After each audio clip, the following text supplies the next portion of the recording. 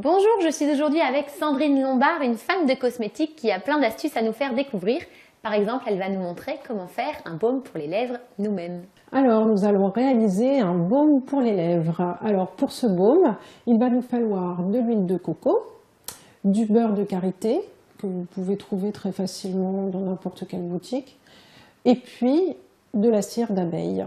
Voilà, donc on va commencer tout de suite par désinfecter nos produits avec de l'alcool à 70 degrés non modifié.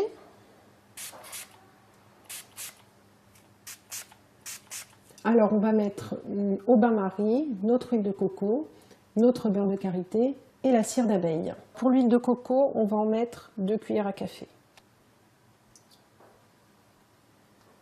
Alors là, je vais me servir 2 cuillères à café de beurre de karité.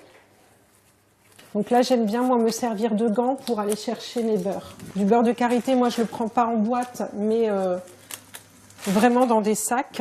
Je vais désinfecter également à l'alcool à 70 pour ne pas contaminer mon beurre de karité qui va rester dans mon sac. Donc je vais doser à peu près 2 cuillères à café de beurre de karité que je vais mettre ici au bain-marie.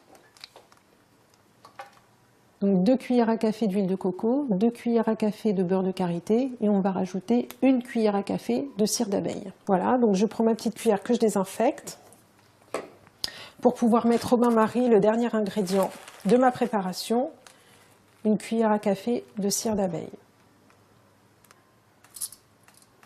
Voilà, là on va attendre que notre cire d'abeille fonde avec le beurre de karité. Alors pendant ce temps-là, on va aller désinfecter nos tubes pour mettre dedans notre préparation quand elle sera terminée. On peut laisser le baume comme ça, c'est-à-dire qu'on peut le mettre directement juste avec l'huile de coco, le beurre de karité et la cire d'abeille dans les tubes ensuite, dans les tubes de rouge à lèvres, ça il n'y a pas de souci. Par contre, pour améliorer un petit peu, faire quelque chose d'un peu plus sympa, je vais mettre dedans de l'ocre rose pour colorer un peu mon baume. Et puis, je vais mettre un arôme alimentaire qui s'appelle l'arôme chewing-gum, que j'ai trouvé sur un site internet de pâtisserie et de cuisine. Voilà, donc là, tout est presque fondu. Ça y est, tout est fondu. Donc là, on va pouvoir rajouter notre ocre et on va pouvoir ajouter notre arôme. Alors, ce qui est bien, c'est quand même d'enlever le bain-marie et de rajouter à côté. On va rajouter pour la conservation un petit peu de vitamine E, un petit peu d'ocre rose, très vite parce que ça fige vite. Ça va juste colorer le baume, hein.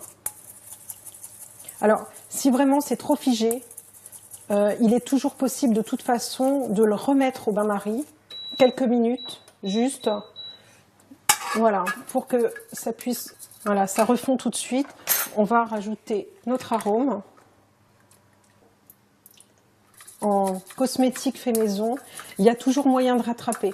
C'est-à-dire que quand un produit, par exemple comme là, se fige tout de suite, il y a toujours moyen de le remettre au bain-marie et de le retravailler. Voilà, donc là, je vais pouvoir l'incorporer dans les tubes.